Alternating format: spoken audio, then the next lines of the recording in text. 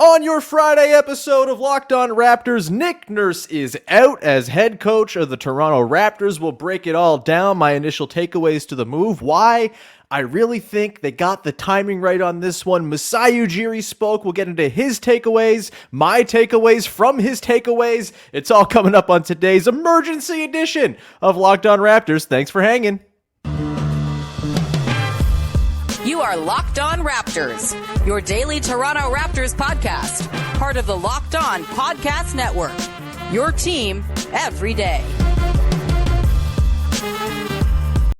Hey, what's going on? Welcome to episode number 1386 of Locked On Raptors for Friday, April the 21st. I'm your host, Sean Woodley. Been covering the Toronto Raptors now for 9 seasons and now 2 head coaching changes. You can find all of my work over on Twitter at Woodley Sean. You can follow the show on Instagram. You can also go and support the show by subscribing on your favorite podcast apps and on YouTube, that big red subscribe button on YouTube. You can't miss it. It's right there. Also, the link in the description, whether you're listening on audio, watching on video, there's a link to our Discord server, a place that was hot and heavy as soon as the Nick Nurse news dropped today. If you're feeling like talking about the Nick Nurse thing with a bunch of people who are also only thinking about the Raptors firing their head coach today, the Locked On Raptors Discord server is the place for you. Shout out to our everyday listeners as well for being along once again. Join them, would you? Become an everydayer if you're an everydayer. Comment down below.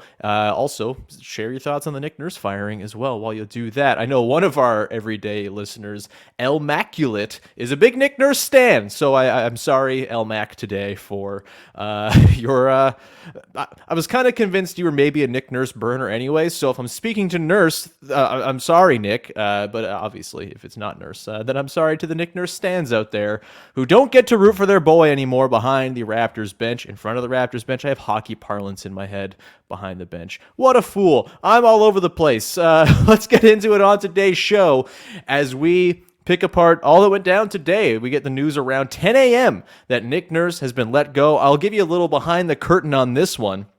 I was chatting with our pal Vivek Jacob, our weekly guest here on the show from Raptors.com, and I was just kind of asking, what do you think's going to happen at this presser today? He responds with, honestly, don't think much. I think they're going to say Nurse is around, and they're going to kind of go forward without much change, and then literally 5 seconds later, he says, oh, Nurse is gone. And so, caught, I think, a lot of people off guard. Maybe it was to be expected with Masai having a scheduled 11 a.m. availability today. Maybe that telegraphed a move coming beforehand, but Michael Grant wrote yesterday for Sportsnet that maybe it might end up being Nick Nurse's job once again to lead the team into next season. Obviously not the case. For me, the big takeaway here is I think this was time. I really...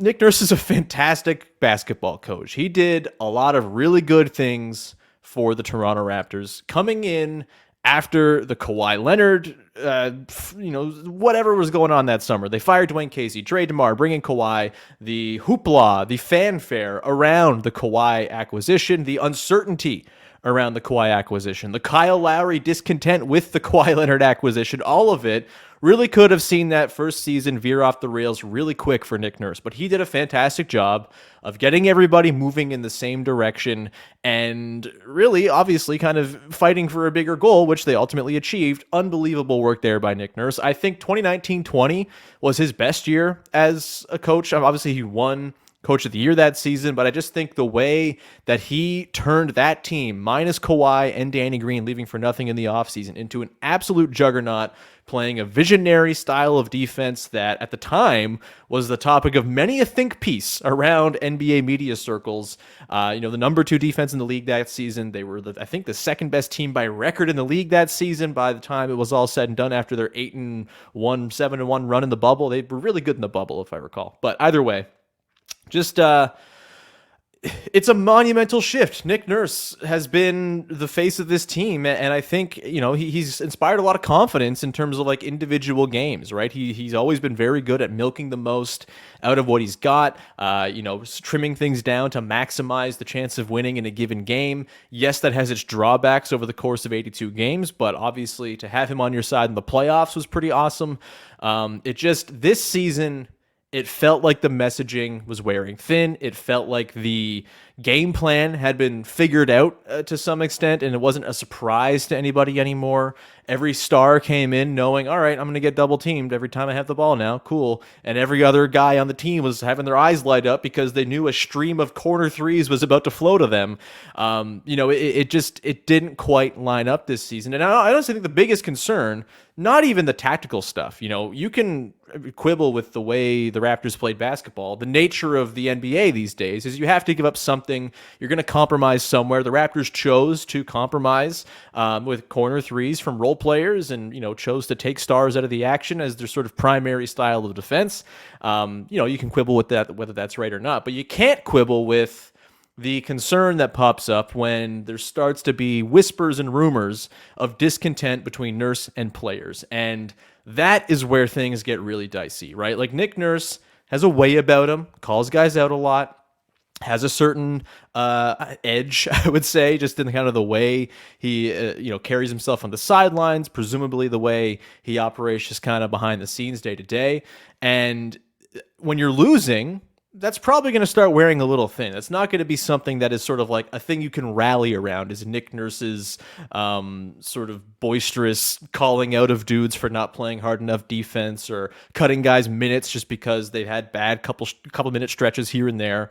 And it just, all of it seemed to really fall off the rails as the team itself ran into difficult struggles. And look, this is always a difficult thing. What comes first, chemistry or winning, chicken or egg type thing? But I really do think that just based on the whispers around the team of discontent, Gary Trent Jr.'s comments about Nick Nurse and hearing the criticisms of him through the media as opposed to hearing them through Nurse first, that type of stuff, there was too much smoke there for there not to have been something regarding Nick Nurse and his relationship with the team and the inter-locker room dynamics, which seem to crumble this season in a way that they haven't really before. This has always been a very connected team. Open Gym has been such a joy of a show to watch because it documents week after week how bloody likable the Raptors franchise has been, how together it's been, how much of a culture there is.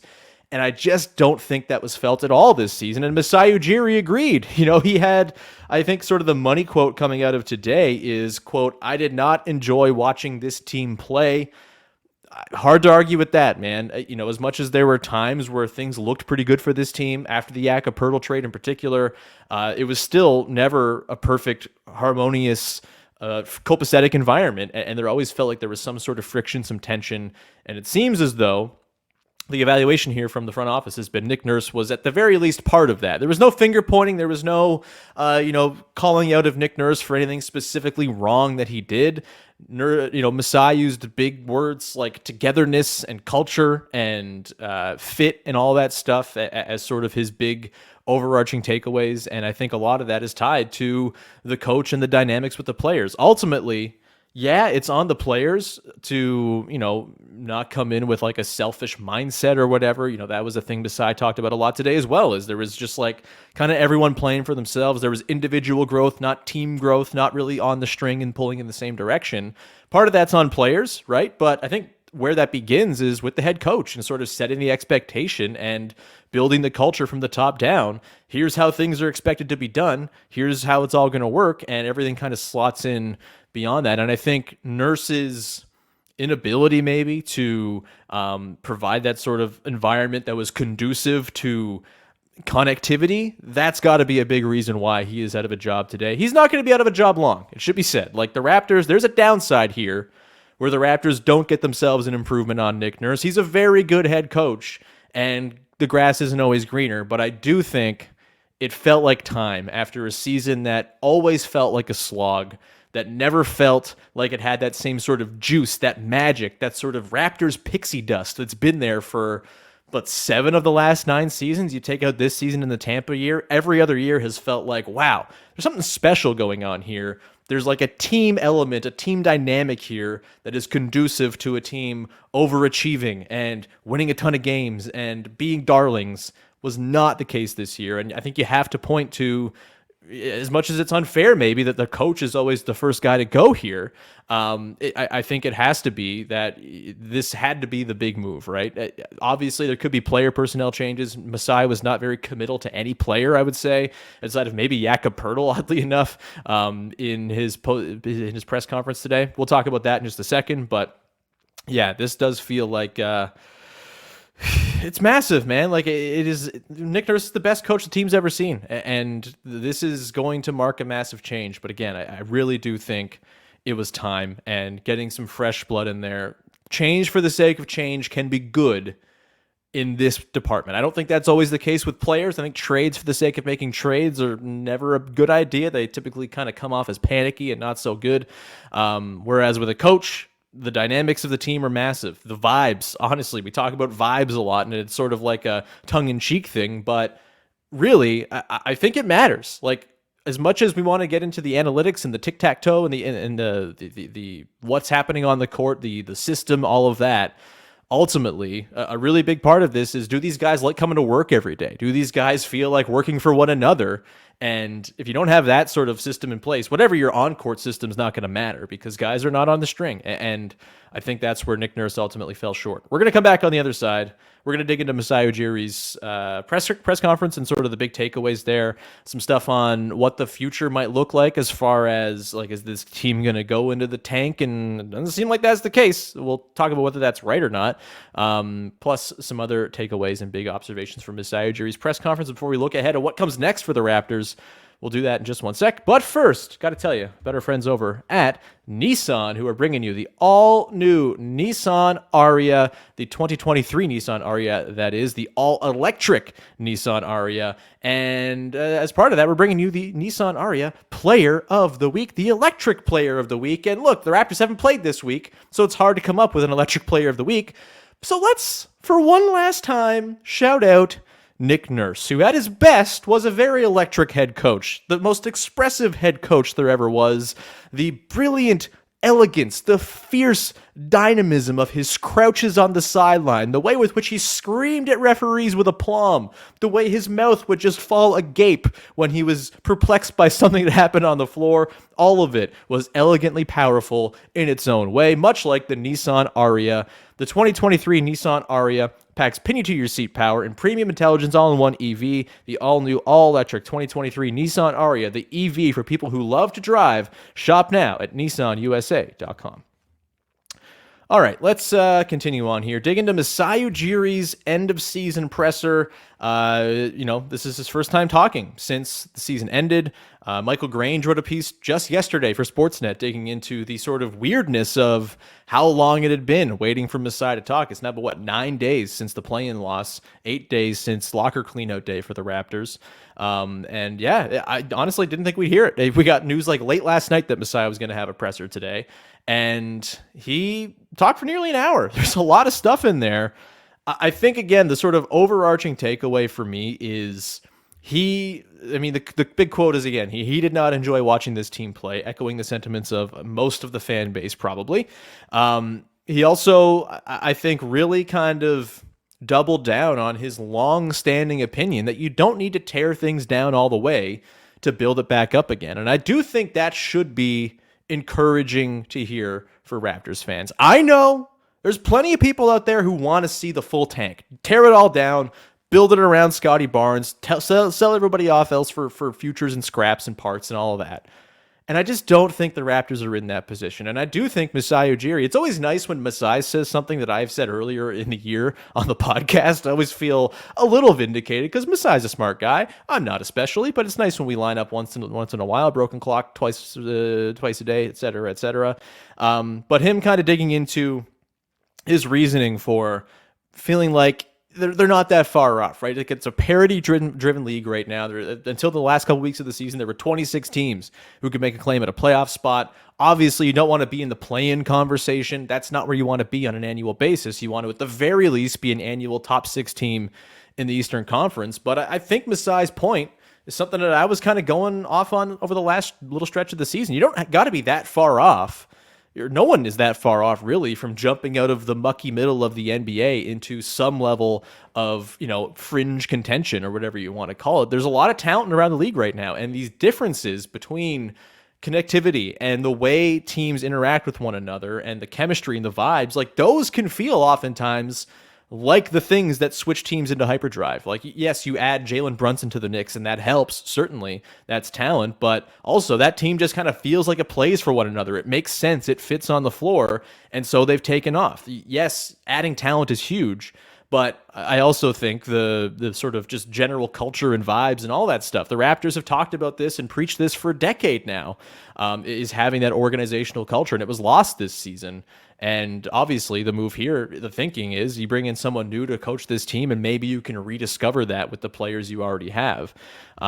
He spoke about having an understanding of how the draft works and not feeling like you need to tear things down to build things back up. He said all of this without committing by any means to a certain player or any players being around. He talked a lot about Jakob Poeltl and the effect he brought and how much it was worth the first-round pick that they gave up for him because he's what he called a championship piece, the type of player who can play on any good team. You just drop him in there and it's going to work. And I think that's pretty much right. Yes, there's some fit concerns with Jakob Poeltl. He's not perfect by any means, but you're very rarely dealing with perfect players in the NBA outside of 10 guys or whatever it is. So I think where I'm fascinated is what happens with the part that feels like it was on Masai Ujiri. And that was where I maybe had some concern about what he said. He talked about the back end of the roster not getting enough run. Dalano, Banton, Malachi, Flynn, Christian Koloko kind of being the only guy who got regular run. He talked about Ron Harper Jr. briefly as well, even Precious Achiuwa, and he talked about maybe those guys not getting the room to show what they've got. He mentioned still having belief in Dalano, Banton, and Malachi Flynn, and that's where I get a little concerned. He didn't talk a lot about sort of addressing the back end of the roster. He did talk about adding shooting and sort of addressing things there. My hope is that they're not going to go in once again just saying, you know what, we have these guys we believe in. Internal development is going to come through them. I don't think you can go into next season with Jeff Doughton and Dalano Banton and Malachi Flynn and Christian Koloko being your big bets for filling in your bench depth. I think they have to have other solutions in mind for that. What he said today doesn't preclude them from having those solutions or anything like that. But as much as I think Nick Nurse erred a lot this season, I don't really blame him a ton for the short rotation and the lack of runway for guys like Dalano Banton and Malachi Flynn. Those are guys who were brought in by Masai Ujiri and Bobby Webster. And I just don't think those guys are very good. Malachi Flynn obviously has the unfortunate distinction of being the guy drafted one spot ahead of Desmond Bane. And my God, what would this team look like with Desmond Bane? I think about it every night before I go to sleep. That's on Masai and Bobby for making that pick. That's not a Nick Nurse thing. Nick Nurse has never really run like a heavy pick and roll offense or anything like that. Bringing in Malachi Flynn didn't fit what the team does. And, the team didn't have a center when Malachi Flynn first started in the NBA. Aaron Baines was the best they got. If you're trying to set it up for Malachi Flynn to be successful, that's on the front office to find a pick and roll partner to amplify the thing he does best. At this point, I feel like Flynn's maybe a lost cause. There's just not a lot there in terms of shot making that I really believe in. And I think you can probably just do better as a backup point guard option. Dalano Banton, I'm still skeptical on just like the overall skill set and can he fit into like a role player archetype in the NBA. I don't think he does role player stuff very well. And so I'm a little concerned about him maybe being brought back as like a thing you're hinging your hopes for development on. Ultimately, what a lot of Masai, I was on board with a lot of what Masai said today, but I do think there's definitely uncertainty coming out of today as to like what the plan is for reconstructing the roster. It could come in the form of big trades. Like he did mention, like player personnel fit, that type of stuff is all stuff they're going to consider. He didn't like rule out the idea of trading a Pascal Siakam or anything like that. Didn't rule out the idea. He didn't really talk about Gary Trent Jr. He talked about Fred VanVleet. Seems like he's still wanted back, but who knows what could happen there. But ultimately, when it comes to the player personnel stuff, I do wonder how much does the Nurse firing make it more conducive to them bringing guys back? Does that make it more likely Gary Trent Jr.'s back or Fred, whatever? Either way, the sort of big overall takeaway here, other than, Masai's beautiful, admirable, noble stance against tanking, which I still believe in fully is like the right way to go. He it does seem just like the selfishness, the lack of everyone kind of moving and pulling in the same direction. That was what the move was here. That it wasn't. He didn't even talk necessarily about the style of play. Yes, the style of play is going to matter. He said whoever the next coach will have to convince them that the style of play they want to play is the right way for the Raptors to go about it. But he didn't like cite Nick Nurse's aggressive defensive stylings as a reason for this firing. It really does feel like a locker room dynamics thing. And, I feel like that stuff has almost gotten diminished in basketball talk, is like the stuff that matters. But all these guys are talented. All of these guys have we talked a lot about how this team was more talented than their record said all season long. There's a reason they were projected to be a surprise good team coming into the year. The up and down roster talent, the sort of obviously the novel style of play wore a little thin and got a little old pretty quick. But as far as the talent on the roster, there's a reason that half the league was lining up to trade for half their players at the deadline as well. There's good players here. And it feels as though Masai's reading on it, just based on reading between the lines of what he said. It seems as though the concern here is mostly organizational culture, togetherness, that type of stuff. And based on reading between the lines is, the sort of Nick Nurse experience this season. We talked about the end of season comments in that Philly pre-game presser and how we probably made a mistake there. Didn't come into the full decision making as to whether or not to move on from him or not. But, obviously that was not a very good look. And I think spoke to Nurse's difficulty with maintaining that copacetic feel within the team. Had the vibes within the team been fantastic, I don't think Nick Nurse is out there talking about reflecting upon his fit with the team going forward or anything like that and looking back on a 10-year run.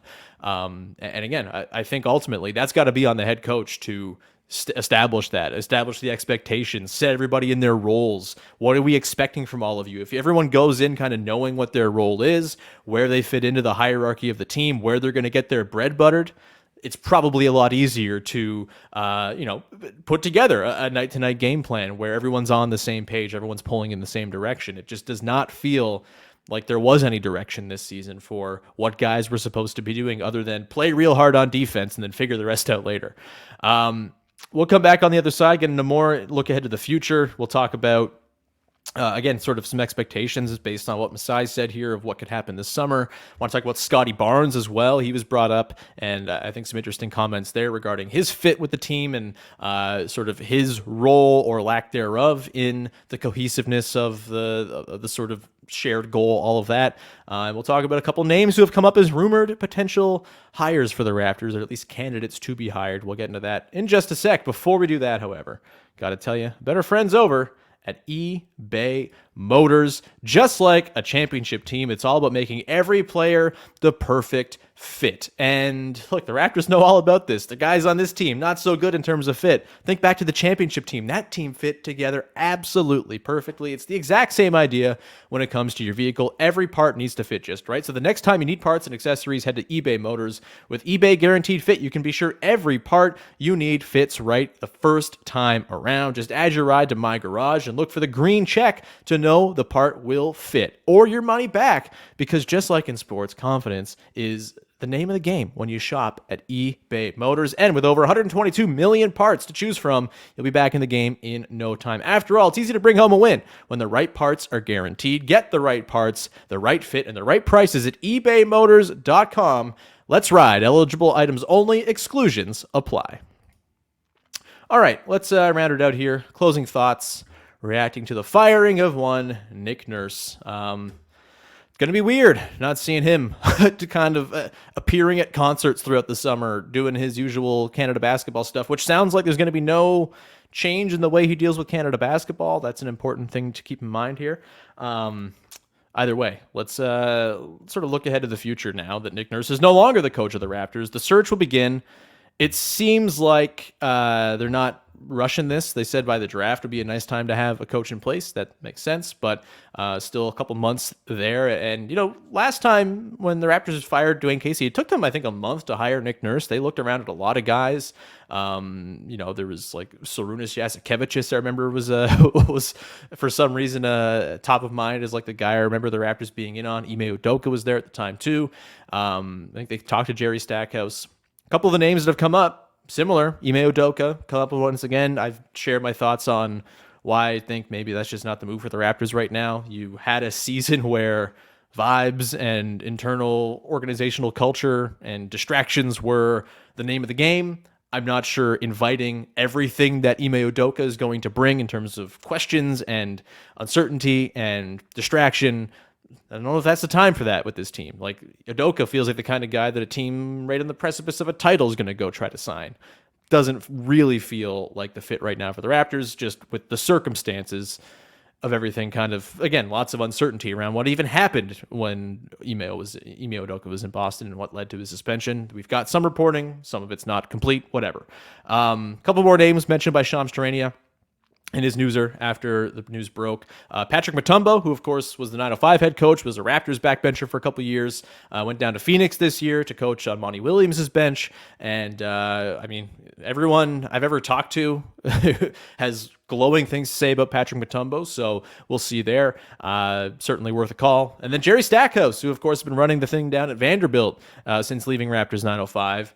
And just like anecdotally, my experiences with Jerry Stackhouse, limited as they were, but still I had some while he was in Toronto and with the 905. And just sort of like the tone and tenor that he kind of brings to the table, the respect he would command, I think, from a locker room. I like someone in the Jerry Stackhouse mold, pretty interesting to me. Someone who, again, like has player respect, has the sort of know-how, who's been there.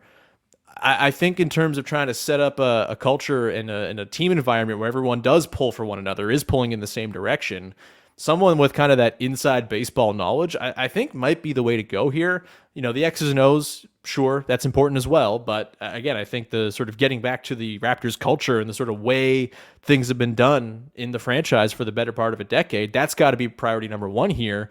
And getting every player in that room on the same wavelength is massive, and I wonder if a Stack type, Stack himself, might be kind of the move there. It's you know, coaching is very hard to pin down as far as like what works, what doesn't, what's going to work when, all of that. But I think just sort of as far as archetype goes, I think someone with that sort of lived-in playing experience who's been there, I think that might be the way to go here, just considering what we've seen as far as maybe some of the friction within the locker room, that type of stuff.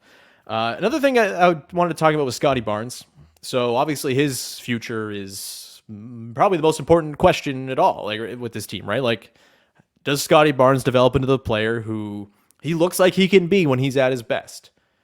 That is kind of the thing that everything hinges on, right? This team is not going anywhere serious unless Scottie Barnes takes that leap. Maybe not next year, hopefully starting next year, but over the course of the next few seasons here, this is going to eventually mold into being Scottie Barnes' team, presumably.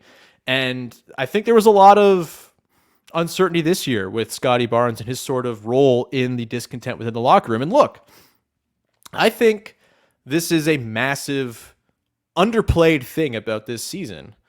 I'm not surprised that there might have been some friction with Scottie Barnes and some of the other guys in the locker room, as the whispers might suggest that there were. You know, there was all, you know, Masai addressed the sort of thoughts about him last summer, maybe not quite fitting in with the rest of the team and their sort of, we're going to work out all the time ethos and we're going to work out together and be pals. Like Scottie, I think, was there for some of it, but wasn't there for all of it, that type of stuff. And I think Masai did a pretty good job of sort of quelling those concerns. He said, yes, he's 21 years old. He's a baby. He understands the concerns there were about last summer and, you know, pointed that when you come into the league and are being pulled in a million different directions, it's, you know, sometimes that stuff that can kind of get in the way of the stuff you really want to be doing. He mentioned kind of getting pulled into the NBA finals when he didn't really want to be there and all that stuff. And just, there's a lot of commitments, a lot to get used to when there's Samsung Galaxy commercials to film, all of that when a guy comes into the league like that. And he said that still through all that, he thinks he grew a lot this season, that he learned that there was change over the course of the season. You know, realized a lot and kind of realized that jumping into this is different than what he was doing before. And yep, I think that's encouraging to hear. And I think coupled with Scottie Barnes' end of season comments about him needing to work on his own conditioning and shooting and ball handling, seems like maybe he's kind of gotten it as well. And look, again, he's 21. Like, you shouldn't expect these guys to walk into the league and be fully formed human beings and being ready to sort of pull in the same direction as everybody else. And my hope is that a summer of maturation from Scottie, coupled with some direction and some clarity as to where do Fred and Pascal fit in alongside Scottie, as presumably the team shifts more to be more of Scottie's team as he Scottie Barnes's and whatever is going to come in the future. Like, that is as important as any question regarding player personnel or who the coach is going to be. Like, can you get Scottie on the same page with Fred and Pascal? And what happens if you can't do that? Obviously, some tough decisions will have to be made. I'm not of the mind that those three guys can't play together. And I think having a coach in there who establishes from the jump, like, what the expectations are for each guy, that to me feels like a pretty good way to get started on the road of mending any fences or removing any friction or tension there might have been in the locker room regarding whose team it is, quote unquote. Look, the NBA, you got to have more than one dude, right? Like, you got to have multiple players who can run your show, and you got to survive injuries and player load management, all this stuff. It's not as simple as, oh, it's Scottie's team now, build it around him. Like, no, having Pascal and Fred, pretty helpful in terms of getting to where you want to go if you have an organizational direction that's been stated and declared and everybody is on board with it. So that's fascinating. There's going to be a lot more that we can get into around the Nick Nurse firing. We'll take a look back, I'm sure, at Nick Nurse's top moments with the team, talk to Vivek Jacob on Monday about this and kind of dig on in. Probably going to put our player reviews on hold for a little hot second here as we dig into the Nick Nurse and all the fallout from it. But I think that's where I'll leave it for today. Kind of raw thoughts here, honestly. Just kind of all happened in the last couple hours here. Processing 5 years of Nick Nurse's tenure with the team is not going to be done by 1 p.m. on the day in which he was fired. So I'll leave it there. We'll have more next week in the Discord. Please jump in with your thoughts. We'll sort of continue to have a good chat there. The link is in the Discord. A link to the Discord is in the description of the podcast, so please come hang out there. Some new faces in there today talking Nick Nurse. It's great. We're loving the Discord hangs. You can also go and listen to our previous episodes this week, of course. We did talk about the seasons of Jakob Poeltl, Gary Trent Jr., who, I mean, the story on him might have changed with this Nick Nurse news. Maybe it's more likely he comes back now. Hard to say. The Raptors sure need shooting, and his shooting is pretty helpful.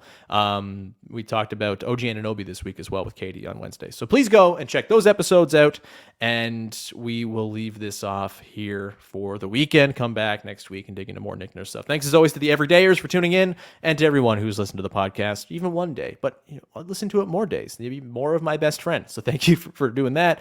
Subscribe for free wherever you get your podcasts, all that good stuff. Also, Locked On Leafs, our pals over there, covering a team that did some good last night, beat the Lightning, beat the brakes off the Lightning. You can go listen to Locked On Leafs for your Leafs recap as well after Game 2 against Tampa, a team that is in the playoffs, unlike your coachless Toronto Raptors. We'll leave it there. Have a great weekend, everybody.